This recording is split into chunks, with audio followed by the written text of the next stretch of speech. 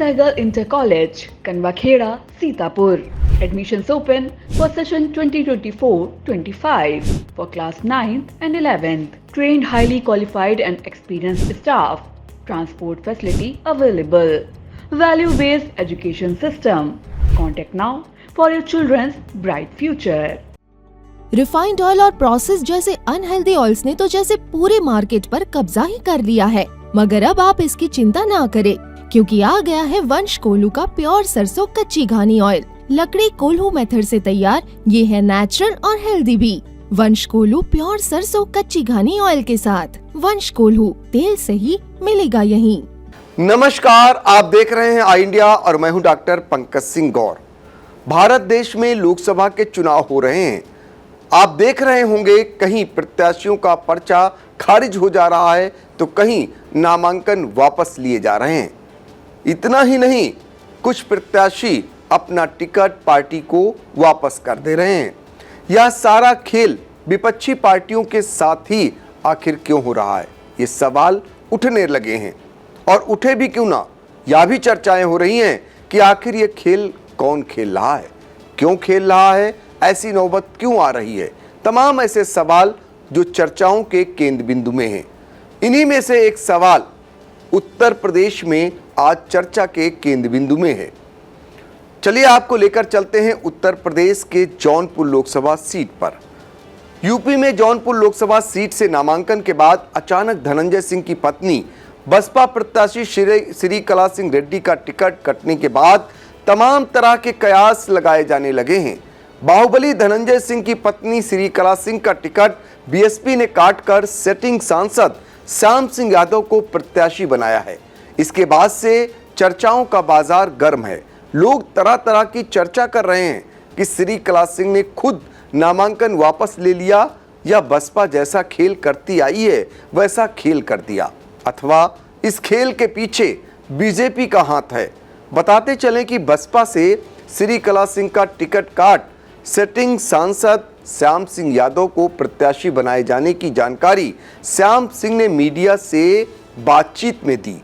श्याम सिंह के मुताबिक रविवार रात 1 बजे खुद बहन जी ने उन्हें दोबारा प्रत्याशी बनाए जाने की जानकारी दी और कागज तैयार कर लेने को कहा।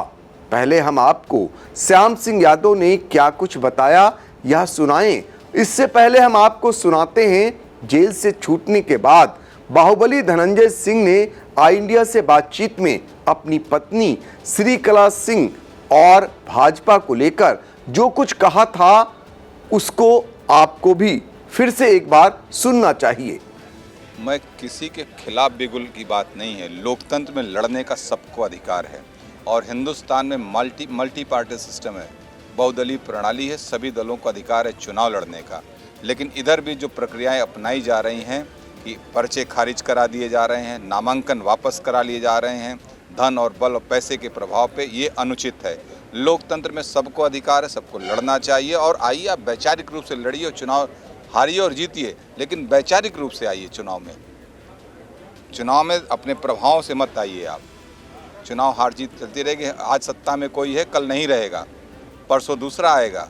लेकिन लोकतंत्र हमारा इसी तरीके से जैसे मजबूत है वो चलते रहना चाहिए। इस पे हम सभी राजनीतिक दलों को ध्यान देने की आवश्यकता है। देखिए, मुझे नहीं मालूम है कि क्या हो रहा, दूसरे दलों के विषय में जानकारी नहीं, लेकिन हाँ, हमारी पत्नी लड़ रही चुनाव और हम पहले तय था। हम तो आपसे कह रहे हैं, अभी असेंबली के चुनाव हुए थे, मैं इंडिपेंडेंट चुनाव लड़ा, मल्ली में बाई इलेक्शन हुआ था, उसमें भारतीय जनता पार्टी की जमानत जब्त हुई थी। फिर जनरल इलेक्शन 2022 का हुआ, उसमें मैं चुनाव, उसमें भारतीय जनता पार्टी की जमानत जब्त हुई थी। हमारे यहाँ तो हम लोग चुनाव लड़ते हैं अपना, हम किसी को नहीं करते, हम अपना चुनाव लड़ते हैं और स्वतंत्र रूप से लड़ते हैं और सबको समान रूप से देखते भी हैं। और कभी जनता के ऊपर नाजायज लालच, लोभ और दबाव के साथ हम लोग चुनाव नहीं लड़ते हैं। हम लोगों के विचार को, अपने विचारों से लोगों का दिल जीतकर उनके साथ निरंतर रहते हैं, जिसका परिणाम है कि आज जौनपुर की जनता हम लोगों के साथ अपार स्नेह और प्यार दे रही। और सिर्फ आप अभी बात करें छतरी की, छतरियों के साथ साथ हमारे हर वर्ग के लोगों का समर्थन हमारे साथ है। हम जाति, धर्म, मजहब की राजनीति नहीं करते हैं। हर वर्ग के लोग हमारे साथ रहते हैं, चाहे वो अमीर हो, चाहे गरीब हो, चाहे हिंदू हो, चाहे मुसलमान हो। सब लोग हमारे साथ रहते हैं। किसी की तादाद अधिक हो सकती, किसी की तादाद कम हो सकती है, लेकिन सबका समर्थन हमारे साथ रहता है। इसीलिए हम लोग इतने दिन से पिछले 22 से 25 सालों से जौनपुर की राजनीति में एक स्तंभ के रूप में हम लोग हैं। देखिए, वो जिला पंचायत अध्यक्ष भी हैं जौनपुर से और इंडिपेंडेंट हैं, और इसके पहले वो जिला पंचायत जब सदस्य का चुनाव जीती थी तो जिले में सबसे ज़्यादा मतों से चुनाव जीती थी। ठीक है, तो वो तब भी मैं अनुपस्थित था उस चुनाव में। तो निश्चित रूप से वो एक राजनीतिक परिवार से, उनके पिताजी भी एमएलए रहे हैं, उनकी राजनीतिक रुचि है और बहुत अच्छी तरीके से उन्होंने जिला पंचायत को भी चलाया, बहुत अच्छा काम किया है। उसका परिणाम उनको, उनका लाभ उसको क्षेत्र में उनको मिल रहा है। मैंने तो आपसे कह दिया कि अभी 2 चुनाव हमारे खिलाफ लगातार 20 और 22 में असेंबली का चुनाव लड़ी है भारतीय जनता पार्टी, जहां अपनी जमानत नहीं बचा पाई, तो वो हम उसको तो हम कहीं देखते भी नहीं अपने यहाँ लड़ाई में। देखिए, मैंने कहा ना, देश आज़ाद है, गुलाम नहीं है देश, और लोकतांत्रिक देश है। हम एकदम खुले उसमें वातावरण में चुनाव लड़ेंगे और लड़ाएंगे। बाकी जिसको जो अत्याचार करना होगा करेगा, उसका सामना भी किया जाएगा। देखिए, अभी राजनीति कर रहे हैं, राजनीति करने दिया जाए। कुछ लोगों को खाना भी नहीं हजम होता जब तक मेरा नाम न ले लें। मेरे नाम से कुछ लोगों की राजनीति चलती है, वो चलाते रहें अपनी राजनीति, ठीक है। और ये सब बयान हम लोग ना दें। कभी हम लोग इस विषय पे कभी और बात करेंगे चुनाव के बाद। अपराधियों के मुद्दों पे, अपराधियों के द्वारा उठाए गए सवालों का जवाब देना उचित नहीं है। तो आपने धनंजय सिंह को सुना, जो कुछ दिन पहले तक भाजपा पर फायर हो रहे थे, लेकिन अचानक ऐसा क्या हुआ कि बसपा ने उनका टिकट काट दिया। इसके पीछे की राजनीति फिलहाल धनंजय सिंह और उनके चाहने वाले जरूर जान रहे हैं। जिस बात को लेकर धनंजय सिंह फायर हो रहे थे, वही बात उन पर भी लागू हो गई। रही बात बसपा की, तो वहां टिकट मिलना और कटना कोई नई बात नहीं है। क्यों टिकट मिलता है, क्यों टिकट कटता है, यह भी सब जानते हैं। लेकिन लोकसभा के चुनाव में इस बार जिस तरह से बसपा ने टिकट बांटे और निशाने पर भाजपा को लिया, उसके बाद यह लगने लगा था कि बसपा भाजपा की बी टीम नहीं है। लेकिन जिस तरह से भाजपा पर हमलावर बसपा के नेशनल कोऑर्डिनेटर और मायावती के उत्तराधिकारी आकाश आनंद को रातों रात यूपी की राजनीति से अलग करना बहुत कुछ संकेत दे रहा है।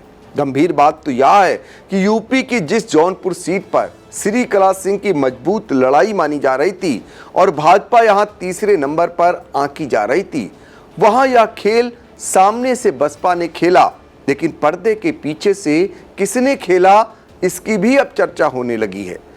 चलिए अब आपको सुनाते हैं आधी रात के बाद बसपा प्रमुख मायावती ने फोन कर सांसद श्याम सिंह यादव को जौनपुर से बसपा का प्रत्याशी बनाया, उनका क्या कुछ कहना है। देखिए, इसमें कोई दो राय नहीं है कि मैं खुश नहीं हूँ, और ऐसे नाजुक मोड़ पर, ऐसे क्रूशियल समय पर और ऐसे आखिरी पल पर, क्षण पर अगर किसी को ऐसे के साथ ऐसा होगा तो अच्छा ही महसूस करेगा। और माननीय बहन जी ने जो मुझमें विश्वास जताया है आखिरी क्षण में, वो बहुत सराहनीय है और मैं उनका बहुत आभारी हूँ। और आगे जौनपुर की जनता के साथ कमर कसकर हमेशा खड़ा रहूँगा। जो नामांकन में होता है, अभी संभवतः 1 बजे के पहले मेरा वो सिंबल आ जाएगा। 1 बजे का टाइम रखा है, आसपास थोड़ा मोड़ी देर भी हो सकती है। हम बहुत साधारण ढंग से जाएंगे। वैसे तो मेरे को टाइम बहुत कम मिला कि मैं बहुत फौज फाटा जुटाऊं, सैकड़ों 150 गाड़ियाँ, लेकिन अगर टाइम भी होता तो भी मैं नहीं जुटाता, क्योंकि मैं बहुत सरल और बहुत साधारण ढंग से अपने नॉमिनेशन को करना चाहता हूं, और जौनपुर की जनता को इस बात को भी समझना चाहिए। नहीं, मेरा टिकट, इसके पीछे एक बैकग्राउंड है। मैं खुद चुनाव लड़ने का इच्छुक नहीं था। आप लोगों ने अभी कुछ महीने पहले मेरा प्रेस कॉन्फ्रेंस किया था और मैंने खुलेआम सरेआम डिक्लेयर किया था कि मैं अगला चुनाव नहीं लड़ूंगा, बशर्ते कि यदि कोई आदमी मुझ पर भरोसा इतना जताए कि जोर देकर कहे कि चुनाव लड़ना है, बीच में कहीं कुछ एक किसी ने भरोसा दिया था, लेकिन वो भरोसे पर मैं तैयार भी हो गया था मन ही मन, और काफ़ी अंदरूनी तैयारी भी की थी, लेकिन वो भरोसा मेरा टूट गया। घटनाक्रम की जहाँ तक बात है, कोई घटनाक्रम नहीं हुआ। अगर आप मुझे विश्वास करते हैं, हर बात मैं सही बोलता हूँ। मैंने कहीं किसी को सिफारिश नहीं की कि मुझे टिकट दिया जाए। आप इस पर विश्वास करें न करें, मैं आज सुबह बाहर निकलने वाला था, बल्कि वरुणा से मेरा रिजर्वेशन था। सुबह चला जाता मैं, और लखनऊ से फिर मैं चला जाता बाहर बॉम्बे। लखनऊ में कुछ काम था, लेकिन रात को मैं इसलिए जल्दी सो गया था कि 5 बजे उठ करके ट्रेन पकड़ूं। तो मुझे रात को माननीय बहन जी का टेलीफोन आया कि तुम्हें चुनाव लड़ाना चाहती हूँ, तैयार हो। हमने कहा अगर आपका आदेश है तो मैं एकदम तैयार हूँ। और आज मैंने आगे का प्रोग्राम अपना कैंसिल करके, ये बहुत चांस की, संयोग की बात है, बहुत चांस की। आप कहते हैं, लोग कहते होंगे, लेकिन मैं तो ऐसा नहीं मानता। ठीक है, बसपा पिछली बार भी मैंने जीत दर्ज की थी जौनपुर की जनता की बदौलत, सपा गठबंधन। हाँ, और देखिए मैं कहता हूँ कि इस बार भी एक ज्योतिषी की भविष्यवाणी है कि अगला एमपी, वो महीनों पहले कह दिया था कि अगला एमपी जौनपुर का आपको ही होना है, देख करके। तो मैंने कहा जब मुझे टिकट ही नहीं मिला तो मैं एमपी कैसे होऊंगा? तो उसने कहा कि अब इसके बारे में तो मैं नहीं कह सकता, लेकिन मेरा गणित, मेरी विद्या यही कहती है। और जब मैंने फिर टेलीफोन किया, कल टिकट का, आज आखिरी नॉमिनेशन के कल ही किया, कि हमने कहा कि आप तो कह रहे थे तो अगला एमपी मुझे ही होना है, तो और आज कल लास्ट डे है, अभी तक कहीं से कोई सुगबुगाहट नहीं है तो उसकी बात तो मुझे लगता है कि सही होती दिख रही है मुझे, क्योंकि 1 बजे मुझे एकाएक माननीय बहन जी का टेलीफोन आया और मुझे कहा गया कि मैं आपको लड़ा।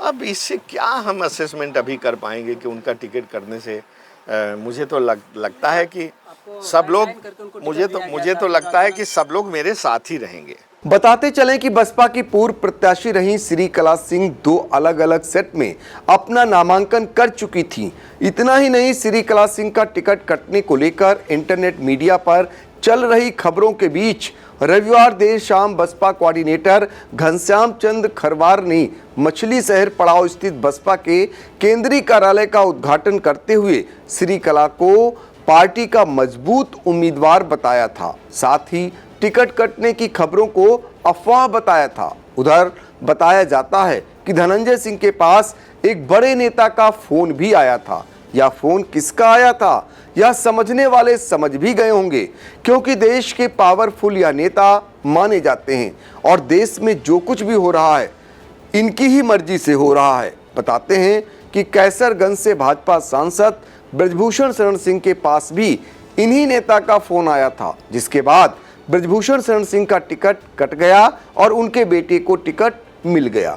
बहरहाल राजनीति के जानकारों के मुताबिक बाहुबली धनंजय सिंह की पत्नी श्री कला सिंह का टिकट कटने के बाद जौनपुर संसदीय सीट पर राजनीतिक समीकरण पूरी तरह बदल गए हैं।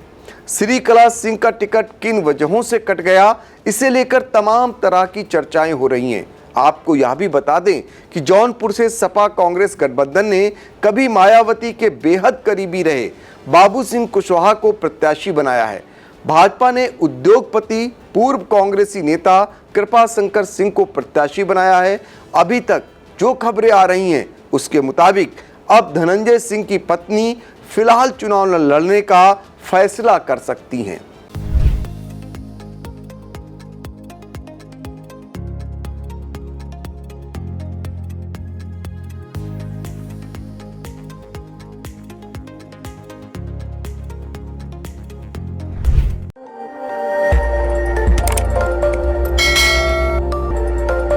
खबर आपकी, नजर हमारी।